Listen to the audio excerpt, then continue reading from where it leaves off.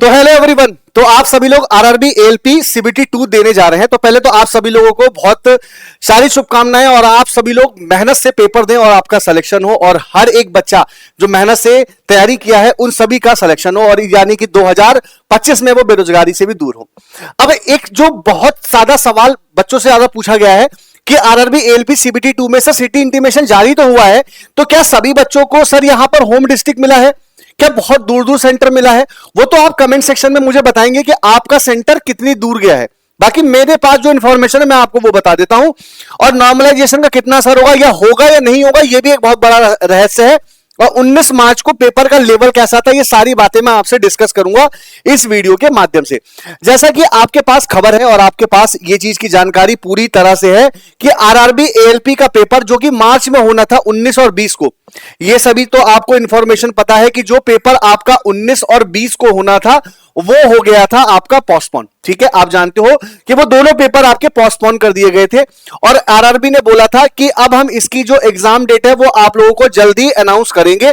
फिर आरआरबी ने लगभग 20 दिन का समय लिया और इसकी डेट जो है वो अनाउंस कर आप सभी लोगों को क्या बता दी कि भाई देख लीजिए कि जिनका पेपर भाई 19 और 20 को था, अब हम उनका पेपर 2 और 6 मई को लेने जा रहे हैं, यानी कि 2 मई और 6 मई। आप सभी लोगों का पेपर भी 2 मई और 6 मई को है। जिनका पेपर 2 मई को है उनका तो खुल रहा है और जिनका पेपर 6 मई को है उनका नहीं खुल रहा है। सो कि मैं पहले ही बता चुका था कि 10 दिन पहले ही सिटी इंटीमेशन जारी किया जाता है आरआरबी के द्वारा। ई कॉल लेटर है ना, ई कॉल लेटर 4 दिन पहले, याद रखिएगा। ई एडमिट कार्ड, ये वाली बात ध्यान रखिएगा, जो ई एडमिट कार्ड है आप लोगों का वो 4 दिन पहले दिया जाएगा, तुरंत नहीं दिया जाएगा, 4 दिन पहले।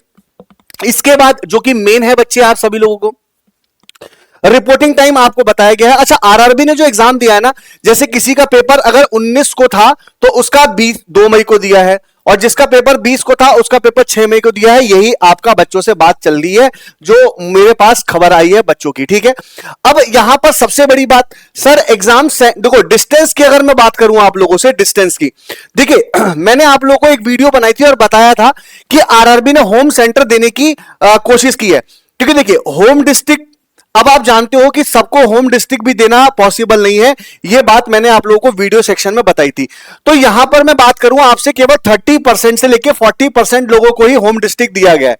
बाकी लगभग 30 से 40% लोगों को ना उन्होंने क्या किया है कि 200 किलोमीटर के दायरे में सेंटर दिया है। ठीक है, और यहां पर मैं अगर बात करूं तो 10% बच्चे ऐसे मिले हैं जिनका सेंटर 500 किलोमीटर के दायरे में भी दिया हुआ है।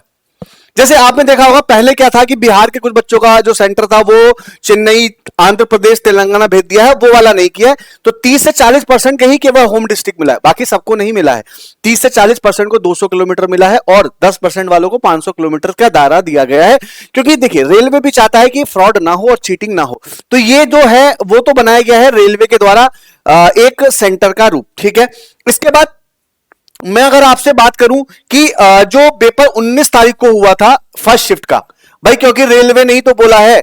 देखिए अगर हम देखें तो रेलवे के आप इस पॉइंट्स को देख के क्या समझ रहे हैं, आप खुद देखिए, आप समझ लाओगे कि all candidate who are scheduled 19/3/2025 first shift excluding those who completed the exam. अब किन्होंने इसका एग्जाम करा लिया?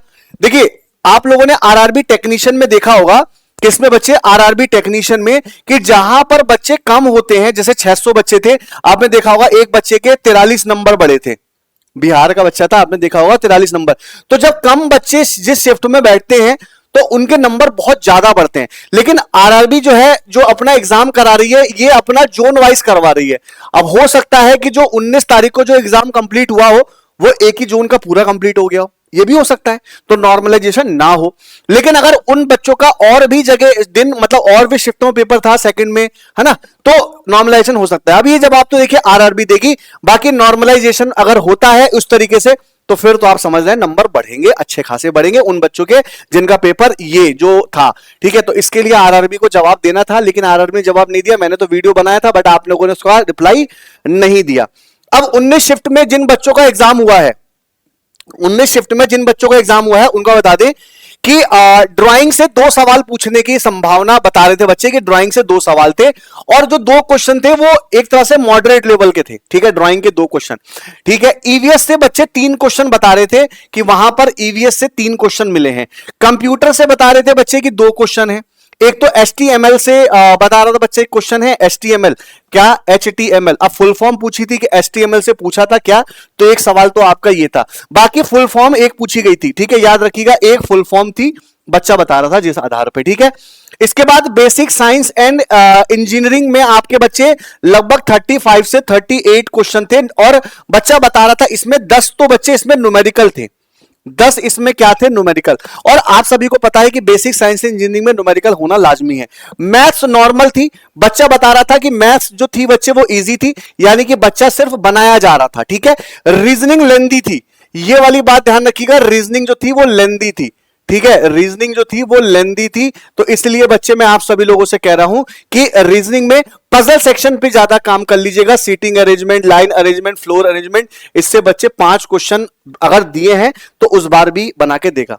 तो आप सभी लोग ये सारी चीजें याद रखिएगा, और आप याद रखिएगा कि पेपर जो है वो 100 क्वेश्चन का होगा, तो कोशिश रखिएगा 75 प्लस हो आपके किसी भी कीमत पे। कंपटीशन का लेवल आप जानते हो। टेक्निकल ट्रेड जरूर अच्छे से तैयार कर लेना, ठीक है, टेक्निकल ट्रेड। बाकी अगर कोई इंफॉर्मेशन और भी मुझे लगता है कि आपके लिए इंपॉर्टेंट है तो वो मैं आपको टेलीग्राम में प्रोवाइड कर दूंगा, यहां से आप सभी लोग ज्वाइन कर लीजिएगा, चंदन सर टेक्स्ट बुक, ठीक है, यहां से चंदन सर टेक्स्ट बुक ज्वाइन कर लीजिएगा। और उम्मीद करता हूं बच्चे यहां से आपको क्लास की डेली पीडीएफ मिलती भी होगी, मैं भी प्रोवाइड कर देता हूं, ठीक है। बाकी डाउट्स हो, कोई डिस्कशन हो तो आप हमारे इस ग्रुप से जुड़ सकते हो। बाकी इंफॉर्मेशन कैसी लगी आप मुझे कमेंट करके जरूर बताइएगा। बाकी मैं आपको बता दूं नॉर्मलाइजेशन का सर क्या है क्या नहीं, वो तो आपको आरआरबी ही अच्छे से बता पाएगी, ठीक है। चलिए, थैंक यू सो मच, मिलते हैं नेक्स्ट वीडियो में, तब तक के लिए थैंक यू सो मच, जय हिंद।